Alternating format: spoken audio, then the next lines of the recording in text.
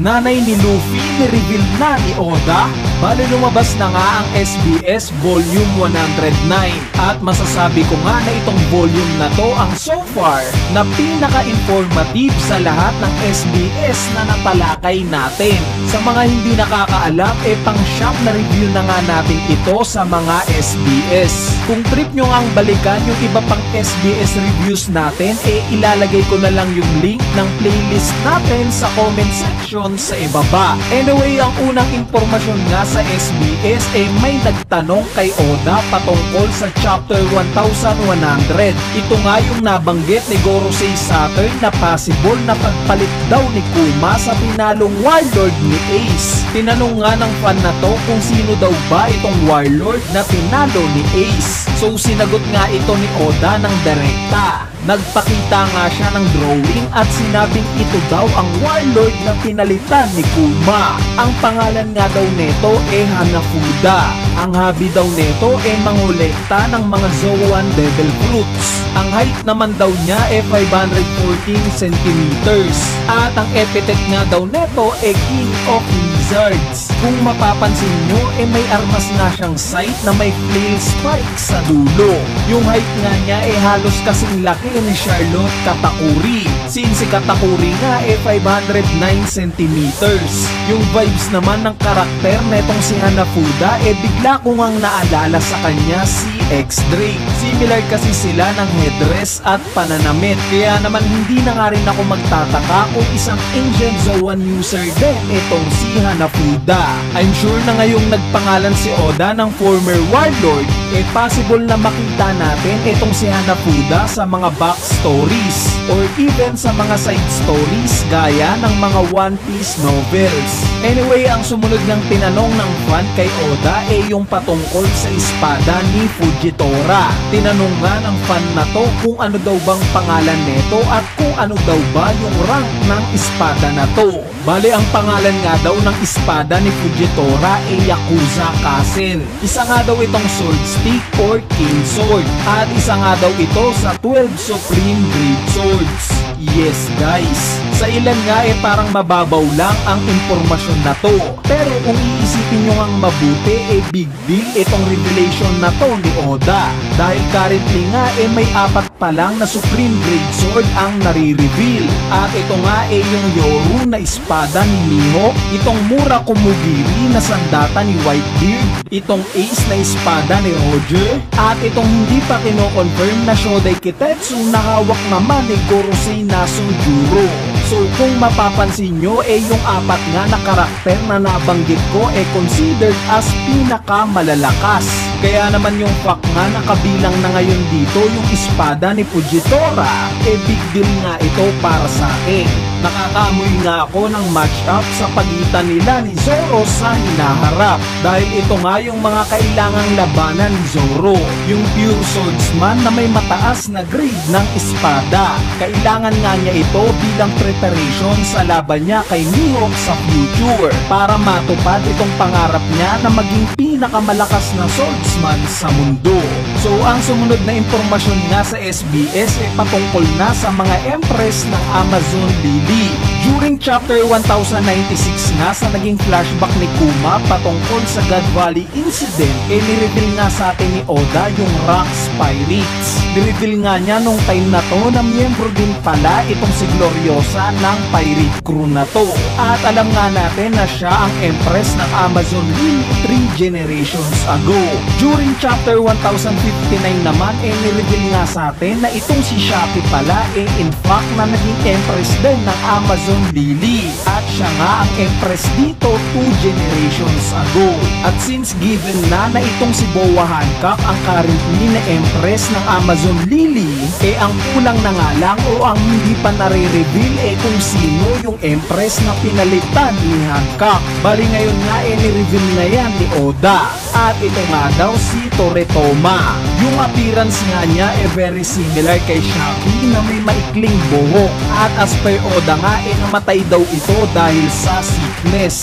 So hindi nga na-reveal sa SBS kung anong klaseng sickness ito.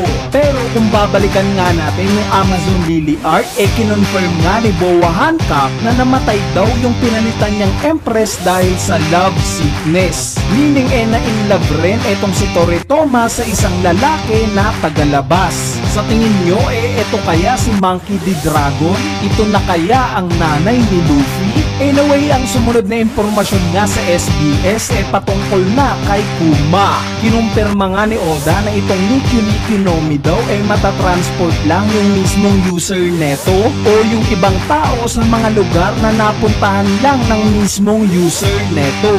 So this explains kung bakit in-emphasize ni Oda itong pagta-travel ni Kuma sa mga lokasyon na pinagtransportan niya sa Straw Hat Pirates during 2 years time skip. Ipinakita nga yan during chapter 1099. It makes sense rin kung bakit sa dinami-daming lugar pagtapos ng God Valley incident sa Sorbet Kingdom pa napili ni Kuma na bumalik gamit yung kaka-acquire pa lang niyang Devil Fruit. Since bukod nga sa Merijoa yung Sorbet Kingdom pa lang yung napupuntahan niyang lugar. At speaking of Devil Fruit ang sumunod ngang kinumpirma ni Oda yung patungkol sa HH Fruit ni Bonnie. Technically nga daw hindi forever o hindi panghabang buhay yung epekto ng Devil Fruit ni Bonnie. Meaning kung mapabata o gawin kang matanda ni Bonnie, later on nga babalik ka rin daw sa normal. So kung nakatutok ka nga sa bawat chapters alam mo na yung information na to. Since nabanggit na nga rin ito mismo ni Bonnie during chapter 1072. Related nga sa topic patungkol kay Bonnie kinumpirma rin ni Oda na itong dalawang bata na nambato kay Kuma during chapter 1096 in fact na sila Gyogyo at Tots. Sila nga yung later on na makakasama nila Kuma at Jimmy sa Sorbet Kingdom at sila rin yung dalawa sa miyembro ng Bonnie Pirates. Meaning itong mga miyembro ng pirate crew ni Bonnie malalapit na kaibigan ng tatay niyang si Kuma. Ang nakakalungkot nga lang dito dahil ang huli nga nating balita kila Gyogyo na-capture sila ni Fleet Admiral Akainu, which is ito nga yung time na matalo ni Blackbeard itong si Bonnie. Meaning hindi nakasamang makatakas ni Bonnie itong pirate crew niya at siya lang ang mag-isang nakatakas sa Marines. Anyway, ang sumunod na impormasyon nga sa SBS related pa rin sa backstory ni Kuma at patungkol nga ito sa mga Cyberpol agents. May isang fan nga na nagtanong kay Oda kung itong si Alpha daw ba na nakita nating nagbantay at sinuntok ni Bonnie kung may relation daw ba kay Khalifa since magkamukha nga daw sila. Bali sinagot nga ito ni Oda at kinumpirma niya na magkapatid daw itong dalawa na to. Pinalaki nga daw itong dalawa na to nang magkahiwalay. Meaning although magkapatid sila biologically wala pa rin silang koneksyon sa organization netong Cyberpol agents. Ang explanation nga daw dito para walang mabuong attachment since ang emosyon nga daw kahinaan para sa mga Cyberpol agents. So dagdag pa nga ni Oda na itong magkapatid daw na to nakita na rin natin yung tatay nila. Ito nga daw si Lasky. Sa mga nakalimutan na former CP9 agent nga rin siya na nakita natin during Ohara incident. Siya nga yung long hair na kasakasama ng tatay ni Spandam. Bali ang huling impormasyon nga sa SBS patungkol na kay Golden Lion Shiki. Dahil nga sa appearance ni Shiki in chapter 1096 may isang fan nga ang nagtanong kay Oda kung yung mga nangyari daw ba sa movie na Strong World makukonsider na nating canon sa istorya. So ang sagot nga ni Oda dito hindi. Pwede mo nga daw isipin o i-force na i-incorporate yung istorya ng Strong World sa main storyline since hindi naman daw ito konektado sa mismong istorya. Pero itong Devil Fruit daw ni Shiki canon sa main storyline, although para kay Oda nga daw hindi niya gusto itong float fruit para sa karakter ni Shiki or sa istorya overall since kwento nga daw patungkol sa pirata itong One Piece at meron daw siyang sariling rule na ayaw niyang paliparin lang ng libre ang isang karakter. In short ayaw talaga ni Oda sa Devil Fruit na to. Anyway, overall nga gaya ng sinabi ko sa pag-uumpisa ng video na to, itong latest volume nga ng SBS ang masasabi kong pinaka-paborito ko. Since para sa akin nga napakaraming useful na information ang ibinigay ngayon ni Oda compare sa mga nagdaang SBS. Bali, para sa inyo ba, ano ang pinaka-trip nyong information na ni-reveal ngayon ni Oda sa volume na to? Kung may idea nga kayo o say, comment nyo na yan sa ating comment section sa ibaba para mapag-usapan natin yan. So yun lang, peace!